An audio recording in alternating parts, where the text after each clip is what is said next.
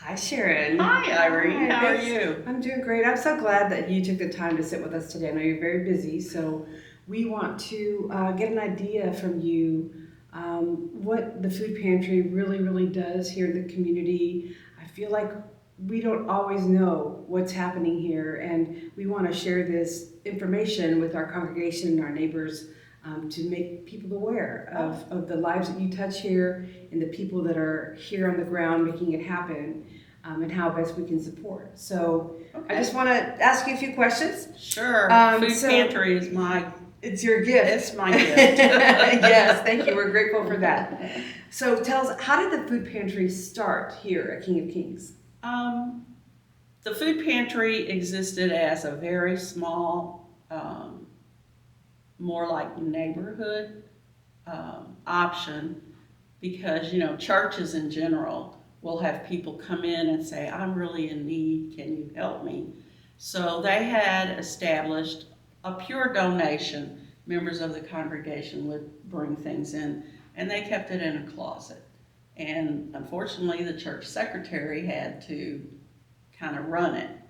And then I want to say about 2000, maybe, a former member who's in his glory now, Al Cook, he decided that he could get us as a member of the San Antonio Food Bank organization. And he started going to the food bank and just getting a few things, nothing formal. He didn't create orders or anything. They more or less let him come and look at what they had available. So he increased what was in the closet. Well, about 2005, um, the church secretary was being sort of burdened with it. They wanted it a little more formalized, so Human Care Board was asked if they would take it over, and that's where it really started building. Um, I was a member of Human Care at that time, and we actually sat down and talked about how we could make it more formal, and we got some training from the San Antonio Food Bank on what the requirements of being an agency, a full-blown agency was. They regarded us as an agency, but I don't think as an organization. King of Kings had really taken advantage of everything that was available to an agency. So we started working on that, and we quickly saw that the neighbors coming into the ECDC building to reach the secretary's office was probably not as safe as it should be for the children. And we decided to move over here in the narthex. And we would build our bags out of the closet over in the cafeteria and carry them over. And we started off naively doing about 20 bags a week. And at that time, we didn't even think about rules. Everybody came every week.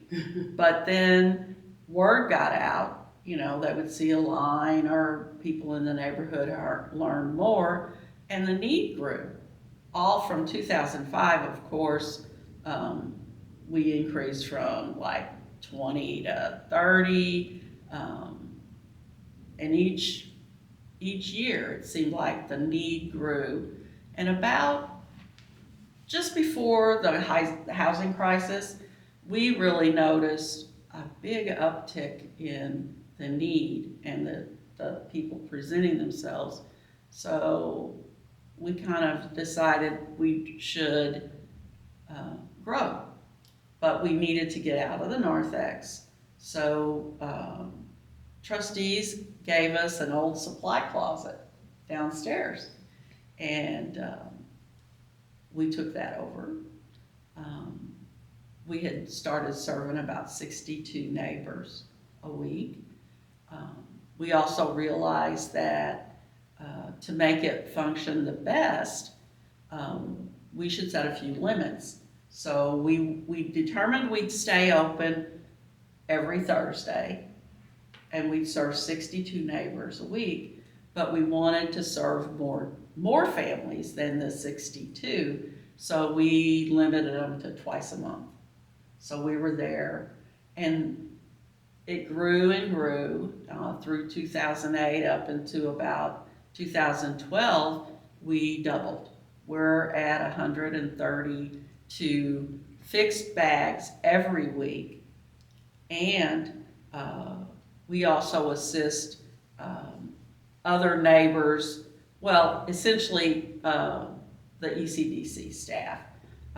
As much as we would love to be able to pay them a wage that would keep them off of the need for a food pantry, that is not reality for any any daycare or early childhood center. That is just not a wage structure that is sustainable at this time. So twice a month we make sure the employees who have asked for help get a bag too. So overall, each month we're serving, we may have to edit here, but we do 132 bags, 2 weeks a month, and then 2 weeks a month we do 137. So we serve our ECDC neighbors. And that's where we sit right now. We are looking at economics. We will always do our best to serve everyone who comes. Unfortunately, we turn away. Usually it's people who don't understand the system and get here late. So that's where we sit right now. We are able, in the last 3 years, the food bank made us an offer if we would accept whatever produce or additional items they decided to pull from their inventory and send us, they would deliver our orders for free. So that has greatly increased the amount of food that we are able to offer. So exponential growth in the need has created exponential growth in the supply that Yes. is available to you. Yes. And of course we know that the need is always going to be there and will continue to be there going into the future. So that's why we really want to know how the community here, how our congregation can best support you. What is the best way that we can support the growth and the service that we give to the community? King of Kings is committed to this ministry.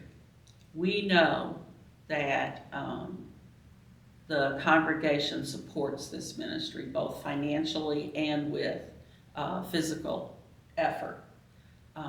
In both areas, of course, we would never say we have enough. We can always use more funds. And if anyone needs to know or desires to know, there is called a shared maintenance fee with the food bank because they get donations of food. They will not, except in rare circumstances, they will use their donated funds to purchase specific foods that are created for them. They call that endowment. Those foods are much more expensive, but still less than you could get in the grocery store.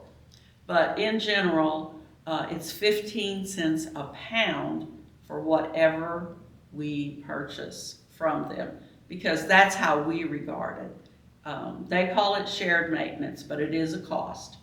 So an example would be a case of the standard 15-ounce cans of corn or green beans, 24 cans for about $3.70 and that is based on the weight of the case. So 15 cents a pound, you get 24 cans. That is, of course, so inexpensive.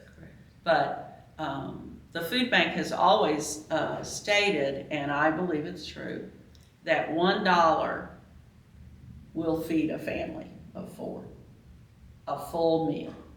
And after that explanation, you can kind of see how that works. Right. So definitely the monetary contribution goes a very long way. Yes. In increasing the supply. Yes. How many people are you serving on a weekly basis here at King of Kings?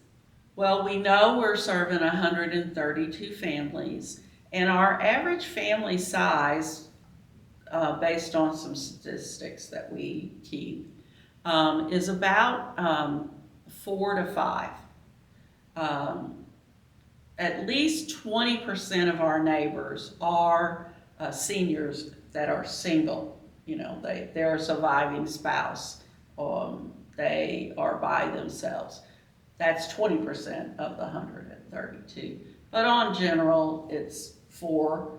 So, you know, you take out 26 people, 26, and then you figure it up. It's about 400 people a week. And so we do our best from what we take from our shelves to create meals for families. We really do try to always have proteins, vegetables, dairy, fruit, all those things. And when we package up our meals, our bags of food with the shelf-stable items, they will be able to take those items and make a full breakfast, lunch, and dinner for their family. In addition to that, now we are receiving an expanded amount of fresh produce. The food bank does not want waste. We don't want waste. They do get a lot of semi-truckloads of fresh produce that is fragile. So they want it out as quickly as they can get it out. So that is why now they will send us pallets of carrots, fresh carrots, pallets of, we've gotten pallets of kiwi. I mean, you think about what you could buy at it's a grocery store. Mm-hmm. We will get a pallet, which in general is between 2,000 and 4,000 pounds. It depends on what the product is. 50-pound bags of carrots, that pallet's going to weigh 4,000 pounds when we get it. The kiwis would probably be less, like 2,000, because it'll be cased. And, you know, because it is fragile, it's packaged. But it's shipped direct from the produce middleman to the food bank. And it comes to us like it would go to the grocery store. What are the biggest challenges that you see? Is your goal to grow in the next couple of years? Are you wanting to really expand the ministry, or just fine-tune what you're doing here now, being able to manage what you're doing? I think there's a need to grow, without doubt. However, we are limited, of course, by our financial support and our volunteers. Today is Wednesday. We will be getting 2 different deliveries of food. This morning we got the retail route, which is the food bank sends a truck to various stores in San Antonio where they have pulled damaged food, expired for date of sale by the store. You and I both know if you go to the store and milk is dated, you look behind the ones right in front to see if there's a longer lasting. Mm-hmm. At some point, the store's going to pull that. That is the food that they will then, via the food bank, send to us.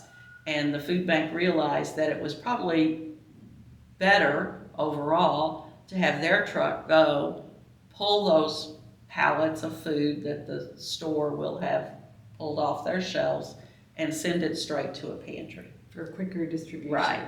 And the fact that it is going to expire, so to take it from there to the food bank, to wait for us to order it, to pick it up. So the same day that the store gets rid of it, it comes straight to a pantry. And we have been participating in that program for a long time.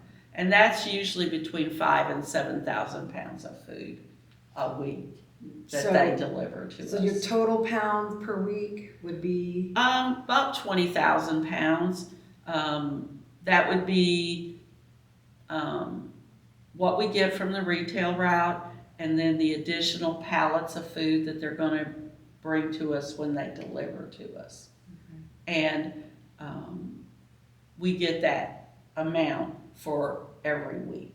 So over a month, we'll have handled 80,000 pounds of food. That's a lot. Yeah. If somebody wanted to volunteer with their time, what kind of a time commitment would they expect? Honestly, I and the people who volunteer here would not expect more than you could offer. If you said you had an hour to come help us, we would take that hour gladly. We are here on Wednesdays some people are here, we kind of dribble in. I'm usually last, I'll just tell everybody that. But between 8:30 and 9, most people are getting here that are gonna work the morning for sure. The truck gets here between 9 and 10, and in the meantime, they'll have been pulling the shelf-stable things, the canned goods that we have on hand to build the bags. And then once the retail route comes in, then they go through everything that's delivered and sort it. They have a machine downstairs. They sort through the food, then they figure out what they have, and they bag it up and get that ready for distribution. Things that are really fragile or fresh produce that's been cut or needs refrigeration is put away. And so that'll usually take us from 9 to around 11:30 to get that done. We have a break in there for the second truck, and that comes in between 1 and 3. We always hope for 1 because that's when we get basically that 8 to 12,000 pounds of food that they're gonna give us, and plus any food we've ordered. And the food we order generally is going to be the more shelf-stable things because the food bank has started sending us the donated proteins that the stores send. So we've been really fortunate up till in this year that we haven't had to order a lot of protein. Now, we will order, if they get the 1-pound hamburger chubs, we will order probably 20,000 pounds when it's available so that we can keep it in our freezers and have it ready to distribute so that we can make sure we have protein on hand. But we plan, then based on what the afternoon truck brings, then we also have to, in a lot of cases, it's bulk produce. So then we have to break that down into what we can manage. And it's a wonderful thing to divide a pallet full of green peppers, and that those green peppers are going to be overwhelming to a family. But you have to get it out. So we bag it up and get it ready for the next day. And that usually we're done between 3 and 4 on the afternoon truck. So we're here pretty much all day, some of us. Not everyone, stays all day. And that's perfectly fine because everyone is volunteering. And we want to encourage them to give what they can give. And I always say, if what you're volunteering at does not make you happy, then it is not a volunteer job you should take on. Anything you do for the Lord, He wants you to be enjoying it. So give us a try. If you don't enjoy it, no one will ever judge you about that because everyone has their gift. And you should use your gifts to the best of your ability for God. And Sharon, I it's been so eye-opening to see what the operation looks like. As someone who's been a long-time member of this church, and I'm aware of the food pantry, I see the evidence of the food pantry, but I had never had the opportunity to walk in and watch the mechanics of what was actually going on. And it was overwhelming and so beautiful to watch all these volunteers and their love of Christ and their love of community, just working and doing the true Lord's work. This is it, right? Yeah. This is exactly what we want to be doing. So I want all of our congregation to understand what is going on here and how can you get involved? How can you help? Raise your hand if you can. If you're still working, then support in a monetary way if you can. But it's the real deal. It's Yeah. the real deal, and we are so grateful for your gift and using your gift. It's so important to do that. So we wanted to highlight that. Oh, well, thank you. So thank you for sharing your story. We hope that this will create some support for your mission here. And I know that if anybody has any questions, they can come to you or Homer. Yes. Or anybody on the Human Care Board. Anybody here at the church office can also help. So thank you for your time, Sharon. Oh, well, thank you. And we appreciate everything that you do. I love talking about food pantries, so, anyone who has a question, please call me. Thank you.